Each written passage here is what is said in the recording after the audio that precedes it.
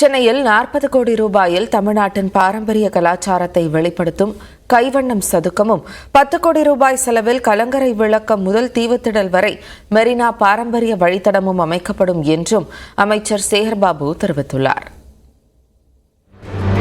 தமிழக சட்டப்பேரவையில் சிஎம்டிஏ தொடர்பாக புதிய அறிவிப்புகளை வெளியிட்ட அமைச்சர் சேகர்பாபு, சென்னை பெருநகர் பகுதியில் 10 பொது நூலகங்கள், போட்டித் தேர்வுகளில் கலந்து கொள்ளும் மாணாக்கர்களுக்கு தேவையான வசதிகள், அதிவேக இணையம் கொண்ட மையங்களாக 20 கோடியில் மேம்படுத்தப்படும் என்றார். தமிழ்நாட்டின் பாரம்பரிய கலாச்சாரத்தை வெளிப்படுத்தவும், கைவினைப் பொருட்களின் விற்பனையை ஊக்குவிக்கவும் பல்வேறு வசதிகளுடன் கூடிய கடைகள், அரங்கங்கள் மற்றும் பொது வசதிகளுடன் கைவண்ணம் சதுக்கம் 5 ஏக்கர் நிலப்பரப்பில் 40 கோடி ரூபாயில் அமைக்கப்பட உள்ளது. சென்னை பெருநகர் பகுதிக்கு வெள்ள கட்டுப்பாட்டு வரைபடம் தயாரிக்கப்படும் என்றும் தெரிவிக்கப்பட்டது. மெரினா கலங்கரை விளக்கம் முதல் தீவுத்திடல் வரை அரசாங்க பாரம்பரிய கட்டடங்களை மின் விளக்குகளோடு அழகு செய்தல் உள்ளிட்ட பல்வேறு அழகிய வடிவமைப்புகளுடன் மெரினா பாரம்பரிய வழித்தடம் 2 கட்டங்களாக 10 கோடி ரூபாயில் மேம்படுத்தப்பட உள்ளது. அண்ணா சாலை மற்றும் பழைய மகாபலிபுரம் சாலை பகுதிகளுக்கு உள்ளூர் பகுதி திட்டம் தயாரிக்கப்பட உள்ளது.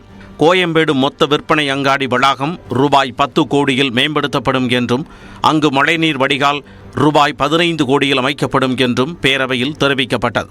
மேலும் கோயம்பேடு மொத்த விற்பனை அங்காடியில் 7 கோடியில் குளிர்சாதன சேமிப்பு கிடங்கு அமைக்கப்பட உள்ளது.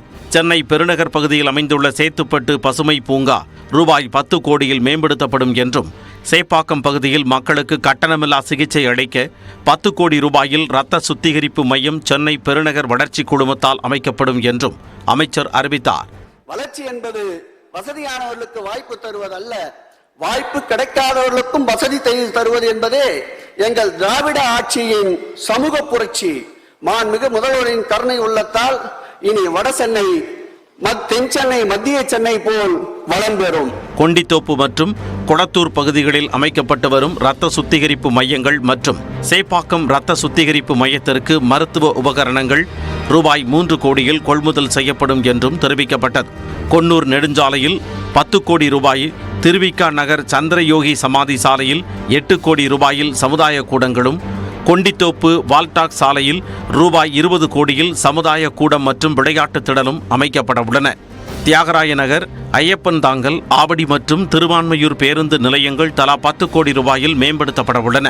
போரூர் ஏரி மற்றும் பெருங்குடி ஏரி தலா 10 கோடி ரூபாய் மதிப்பீட்டில் மேம்படுத்தப்படும் என்பது உள்ளிட்ட சென்னை பெருநகர வளர்ச்சிக் கழகம் தொடர்புடைய 46 அறிவிப்புகளை அமைச்சர் சேகர்பாபு வெளியிட்டார்.